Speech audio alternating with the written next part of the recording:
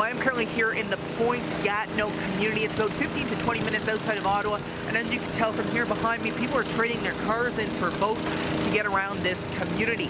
Now, this community is being hit hard again by floods. This is not something that is new to the area. It happened back in 2017 as well. Now, the water levels here are continuing to rise. They have been for the past week or so, and the community is working around the clock, sandbagging their homes, trying to not have a repeat of what happened back in May 2017.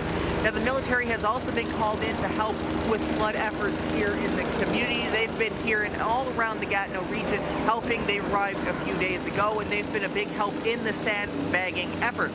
Now, here I am currently standing on what was the front lawn of many homes back in 2017. They were homes that were destroyed when the floodwaters reached their homes.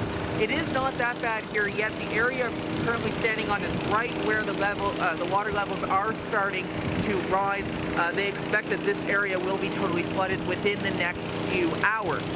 Now, as of right now, we know that in the Gatineau area, 300 people have registered as flood victims, and that number is expecting to rise as the water levels continue to rise, flooding even more people's homes. You will also hear here behind me that pumps are going, trying to take water out of people's basements because sandbagging efforts only do so much. Even just while we've been standing here for the past half an hour or so, you can see the water levels creeping up, especially with the wind coming. It is pushing the water closer and closer towards the road where sandbagging efforts are going on. Now, we also know that the Ottawa River will also be impacted by flooding, and it has already started too. The bike paths around Parliament Hill are closed just because far too much water has flooded the area. The water started flooding the bike paths a few days ago. I think it started on Monday. At that point, it was just a little bit. You even saw some people are still riding their bikes through the flooded bike paths, yet that's definitely not able to happen now, especially with the currents and the water levels continuing to rise. And that is a big concern, especially as we go into the weekend with more rain in the forecast.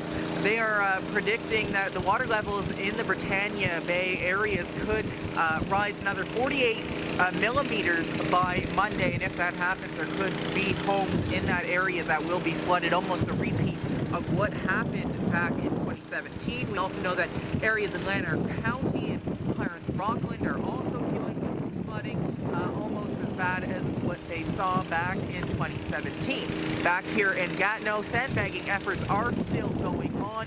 Gatineau's mayor actually just stopped by just a few minutes ago, just talking to some of the people here who are sandbagging and getting an update on what's going on here in the area. There's people on boats, people walking through the water, just trying to do everything they can to try to protect their homes.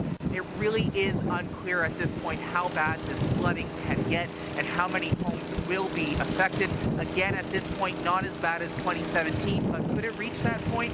It's really hard to say. Charlie Cenac, TWIN News, Point Gatineau.